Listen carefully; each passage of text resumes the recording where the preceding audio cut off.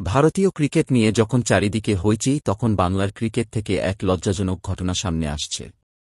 Bengal cricket association CAB পরিচালিত ক্রিকেটে match fixing গুরুতর অভিযোগ উঠেছে।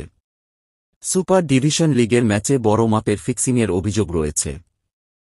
সল্টলেক করুণাময়ী স্টেডিয়ামে টাউন বনাম মোহামেডান ক্লাবের মধ্যে ম্যাচটি অনুষ্ঠিত হয়।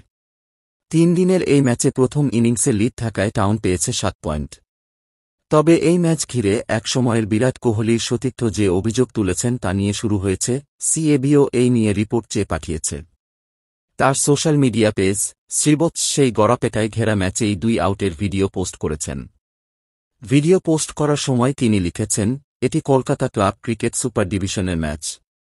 এই ভিডিওতে কি ঘটছে দেখুন। যা দেখা যাচ্ছে তাতে আমার হৃদয় ভেঙে যাচ্ছে। আমি ক্রিকেট পছন্দ করি, আমি বাংলার জন্য ক্রিকেট খেলেছি। ক্লাব ক্রিকেট হল বাংলার ক্রিকেটের ঘর। ভিডিওতে যে বাহ্যিক দৃশ্য দেখা যাচ্ছে তাতে আমার মনে হয় এটাকে গট আপ বলা হয়। অনূর্ধ্ব-19 বিশ্বকাপ জয়ী দলের একজন সদস্য শ্রীবৎস গোস্বামী শেয়ার করা সেই ভিডিওতে একজন ব্যাটসম্যানকে সোজাসুজি উইকেটে করা বল ছেড়ে দিয়ে বোল্ড আউট হতে দেখা যাচ্ছে। তিনি সেই বলটি খেলার চেষ্টাই করেননি।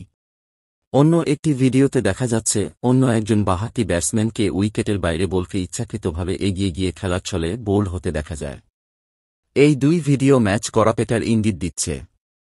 এই বিষয়ে সিএবি প্রেসিডেন্ট স্নেহাশিস গঙ্গোপাধ্যায় এক সংবাদ মাধ্যমকে বলেন, এই ম্যাচ গড়াপেটার বিষয়টা নিয়ে যা শোনা শুনেছি। ওই দিন সেই ম্যাচ পরিচালনার দায়িত্বে থাকা পর্যবেক্ষক ও আম্পায়ারদের কাছে রিপোর্ট চেয়ে পাঠানো হয়েছে। 2 মার্চ অর্থাৎ শনিবার টুর্নামেন্ট কমিটির বৈঠক ডেকেছি। সবকিছু খতিয়ে দেখে এই ব্যাপারে সিদ্ধান্ত নেওয়া হবে। সিএবি এই গড়াপেটার ব্যাপারে খুবই কঠোর। যদি কিছু নিয়মবিরুদ্ধ কাজ হয়ে থাকে তাহলে অবশ্যই কঠিন সিদ্ধান্ত নেওয়া হবে। দর্শক, এখন এই পর্যন্ত।